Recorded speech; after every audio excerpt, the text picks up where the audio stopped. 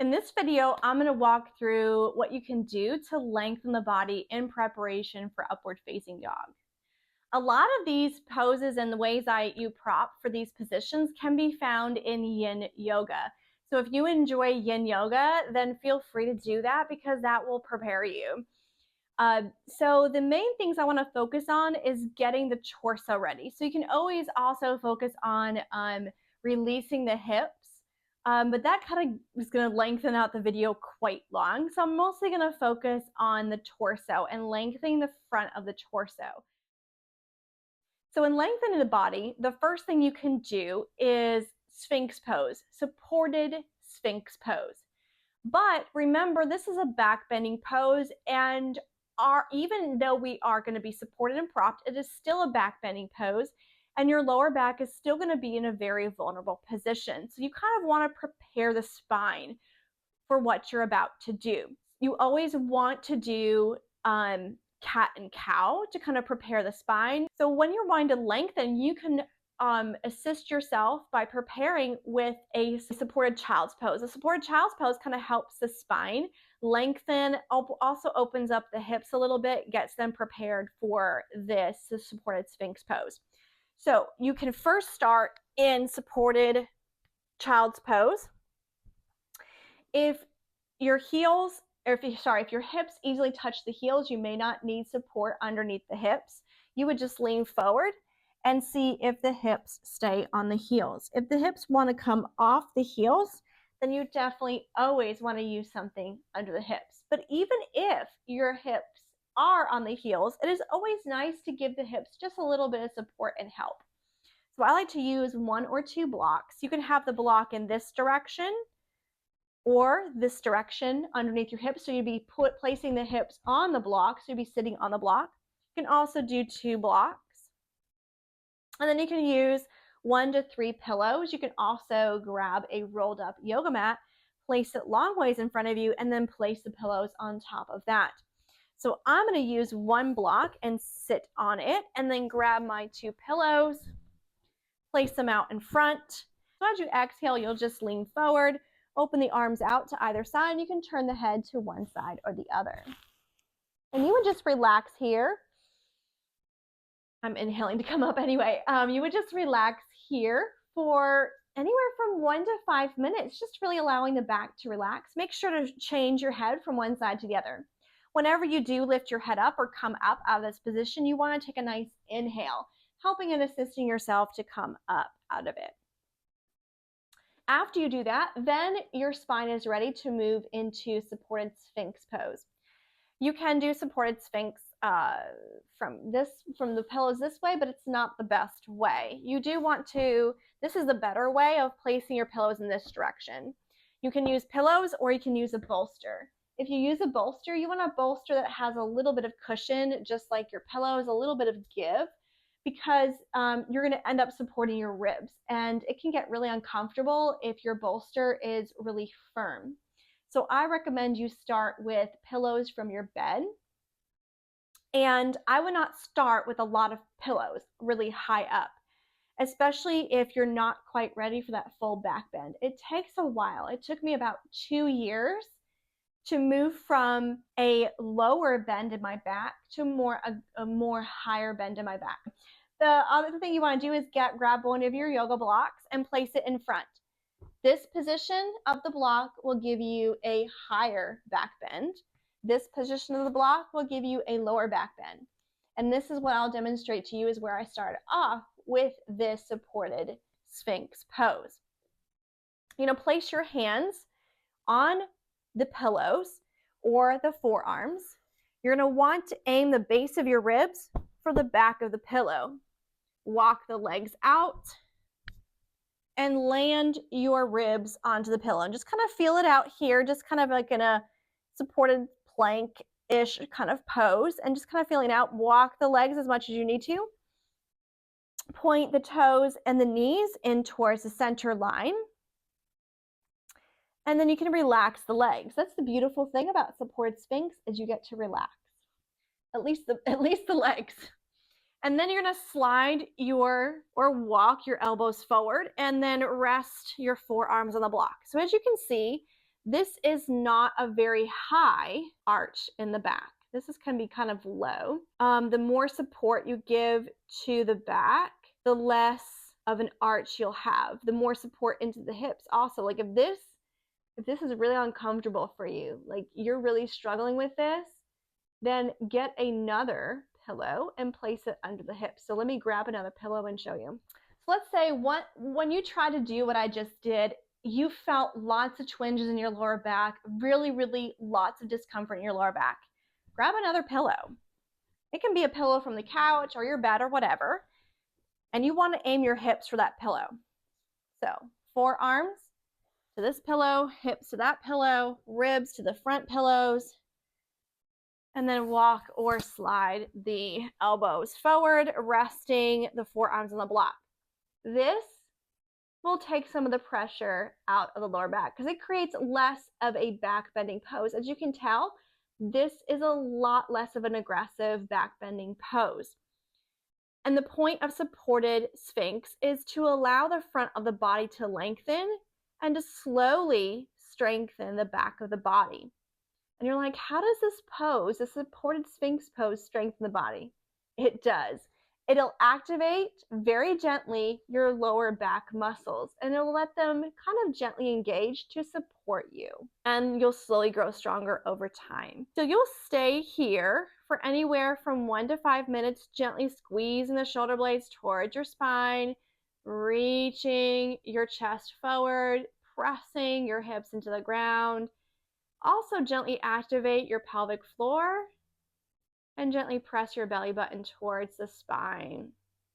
And then to come out of it, you're gonna place the hands on the ground, slide your block forward, and rest your forehead on the block. And this may feel really uncomfortable to the ribs, but that's okay. We're taking our time coming out of this back bend, giving our body a relaxation, taking about 5 breaths here.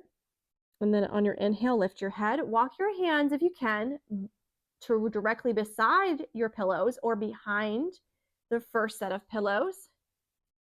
Tuck your toes if you can. Keep your hips pressing into the ground. Tuck your chin. We're going into a cat back. Inhale, press through cat back. Exhale, child's pose.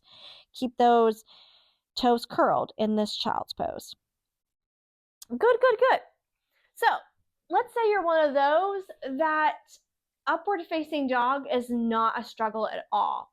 And all this support, you don't really feel any work happening at all. You would like to just give yourself a little bit more. You would take this pillow away that's supporting the hips. That would be your first step. Raise this block up higher. Come forward, ribs on your pillows, and then pressing through and see much more of an arch of the back, much more of an upward facing dog position of the back. And then you would come out of it as I demonstrated before. Toes curled, cat in the back, move through to child's pose. So what if you want even more depth? Third pillow on top of the 2 pillows.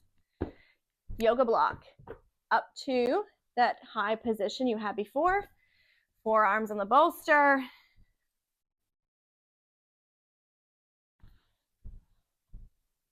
And there. So this is the highest I would say you should really go, is to where your back is in that fullest expression of upward facing dog. So really having that really deep curve of the back into that deep back bending pose. You don't need to go any further because you will feel, even if upward facing dog is easy for you, I guarantee you're going to feel some kind of work happening in the lower back and the glutes as you are seated here. And also you're going to be gently working the pelvic floor and the core as well. So you're going to be doing a lot of work here still, even if it feels easy. Coming out of it again, block forward, resting, arms beside the pillows or ideally behind the pillows. Curl the toes, tuck the chin, up and back as you exhale to child's pose, and just take several moments here, just allowing the back to release from that. You can also grab a pillow, between the ribs and the thighs and rest forward, giving more support to the torso. Also rest the forearms on the pillows as you lean forward. So just different ways to release the back as you come out of it. Good. So we worked on laying on the belly to release the front of the body. How do you release the front of the body? Laying on your back. And that is with supported bridge and supported fish or anything that looks similar to that. So let's first start off with supported bridge. And with supported bridge, again, you can really push yourself to the limit, but you don't have to. That's the beautiful thing about this, is that you can do more of a yin style, which is very restful, and only use one block. So even if you can use 2 blocks under your hips for supported bridge, I would just challenge you to try using 1 block and staying in supported bridge for 5 minutes and seeing how the body responds to it. See if you can still find that point of release and relaxation. I guarantee you will. But you can always still challenge yourself a little bit by putting 2 blocks underneath of you, or you can also use a yoga wheel, and I will show you that in just a moment. But let's first start off with a block. So you're going to lay back into a bridge position, rolling down, and really using your core muscles to help you roll down. You never want to plop anywhere or just flop anywhere. You always want to control where you're going. Your feet are going to be hip width or wider than your hips. You're going to press firmly into your feet. You do want your knees to be right in line with the bones of your hips. Press your hips up off the ground. Slide your block underneath the hips to where the sacrum is supported. And what is and where is the sacrum? The sacrum is the very base of your spine, and it's part of your hip. So kind of this area. If you were to make a triangle with your hands and place it right here on your lower abdominals between all of the bones of your hips, this is where your sacrum is on, of course, the back side of the body. So that's kind of where your block to be positioned. You'll know it's in the incorrect position when you feel a pinch in your lower back. When you have that pinch in your lower back, you need to move the block probably closer to the tailbone. Very rarely do you move the block closer to the lower back, just because you want the whole entire hip area supported.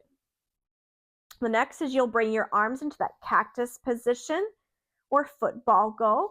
Elbow is bent and in line with the shoulder, and then forearm is parallel with your head. You can stay here. Let's say you're struggling with upward facing dog so much you do not have any back bend, like you're like, I will never be able to get back bend. You will. But you'll start here with your knees bent in supported bridge. Over time, you can slowly walk your legs out by pressing your hips firmly into the block and trying your legs a little further away. What's happening when you cannot do a back bend is the front of the body is so tight. The hip flexors are so tight. The abdominals are so tight. The pectorals are so tight that your body is not allowing you to release into a back bend. That's what's happening. It's not that you can't bend your back. It's that your body is just, your muscles are so tight. They're not releasing you into a back bend. So we're encouraging these muscles to release. Again, you can continue to walk the legs out. If your legs are straight and you feel that pinch in your lower back, just very slightly, but you're like, I think I can have straight legs, then flex the feet and gently walk the shoulder blades towards the spine, pulling the sternum towards your chin. So you create just a gentle back bend, continuing to press the hips into the block. And when you are in this position, you never want to press your tailbone into the block.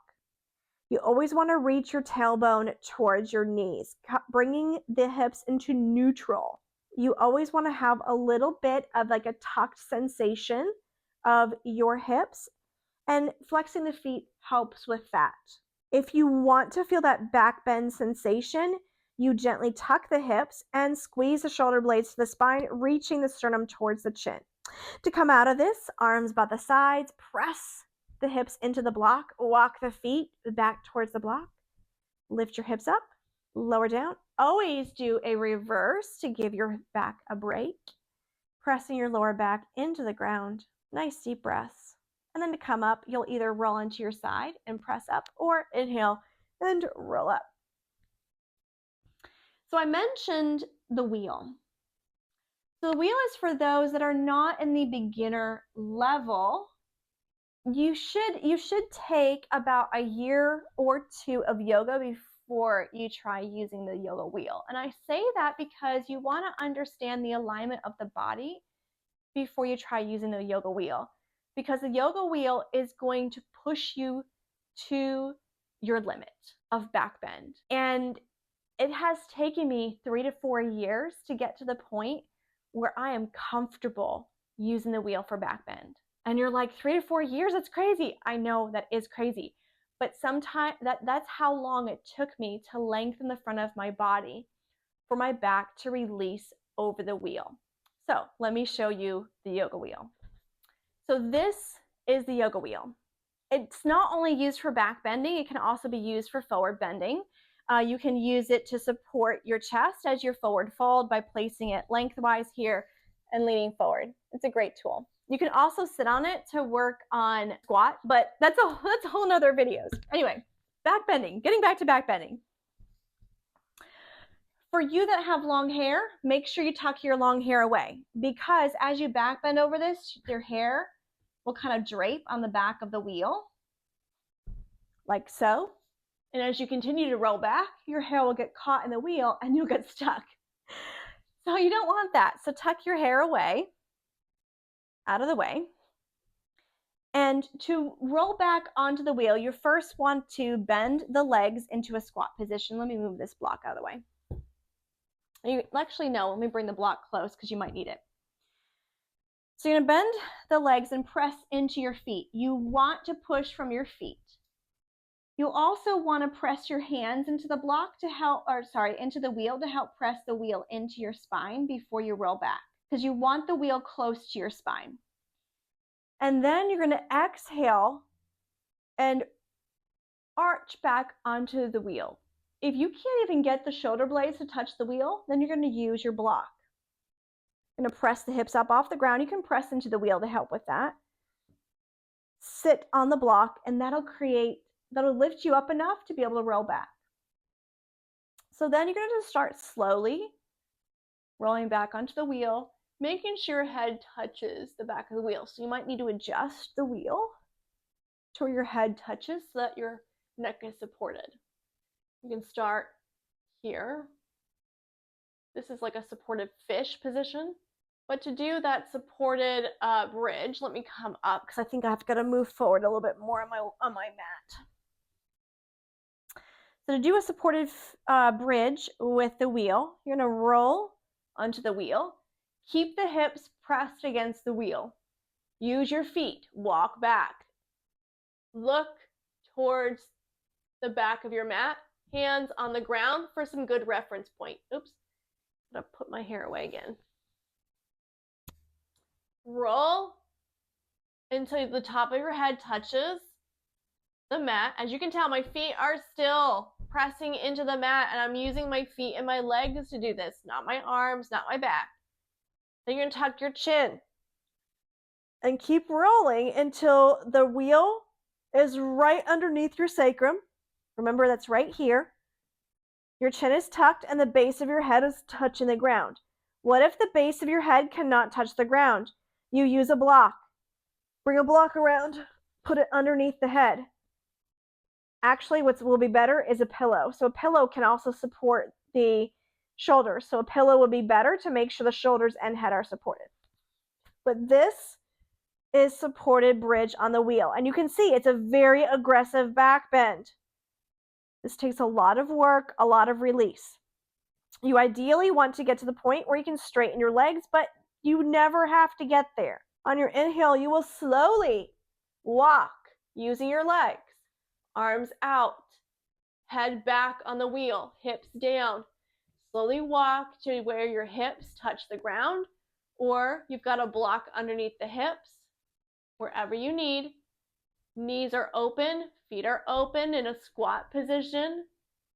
You keep your head on the wheel until your hips touch the ground. Grab the back of your head. Inhale, pull the chin to your chest. Place your hands around the wheel, thumbs to the inside of the wheel, and slowly press yourself up. I'm gonna kind of scoot back because you have to do the opposite. You have to allow the back to stretch the other direction. What you'll do is you'll come into a diamond position. So that means that the feet are touching and the legs are almost straight. So there's a slight bend in your knees. Take the wheel in front of you and rest over the wheel, allowing the back to stretch in the opposite direction. Good. All right. So that was supported bridge on the block and the wheel. And again, please only use the wheel if you've been doing yoga for a year or two, because again, you need to understand how to have good alignment and good muscle control before you ever use the wheel. Trust me, if you try to use the wheel once, it's quite aggressive. The wheel I have is a 12 to 13-inch wheel. You can also get a 10 or 6-inch wheel. That's a little bit less aggressive on the spine. So the last thing you can do to help release the body is supported fish or some variation of that. The first variation is using pillows. And this, if you want to be able to fall asleep really easy, this is amazing to do. This is also just a different way of doing Savasana. So this way is like a lovely way, very relaxed way to do a supported fish.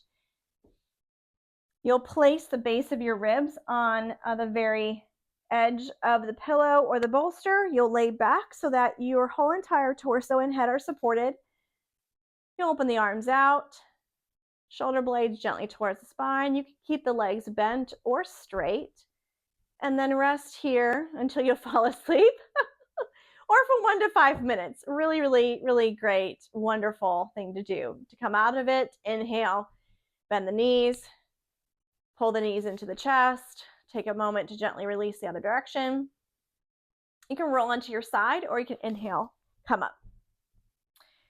To do supported fish on the blocks, you do need 2 blocks. So you want the blocks either in this position, a T position. I'm just showing you. So this is for a more deep stretch of the upper back. If you want less of a deep stretch, you'll lower the blocks to the lower position. Now, when you lay back on this, if you need to move this block a little bit back, that's okay. What you do not want is you don't want so much length between them that you have to move the block this far back. That means that this first block is supporting the lower back, not the shoulder blades and the shoulders. So this first block should be supporting the shoulder blades and the shoulders, that area of the spine. So I'm going to show you the deep stretch. And again, you don't have to do this one. You can do the lower one. No big deal on that. But again, you want the spine and the head supported. The reason you want the head supported is so that the neck does not get too much of a back bend. The neck is going to be in a vulnerable position here. Just like when you're on your belly doing upward facing dog, your lower back is in a vulnerable position. When you lay back, you want the shoulders to hit the first block. It's going to take you a couple moments to find that position. And then the base of your head. So where your hairline is, the base of your hairline, you'll kind of press around that area and feel the bones at the base of your head, of your skull, where your neck starts. So the base of your skull is what you want to support, not the back of your skull and not the top of your skull. You want the base of your skull kind of around where, where you've got your earlobes and around that area. So this is your supportive fish.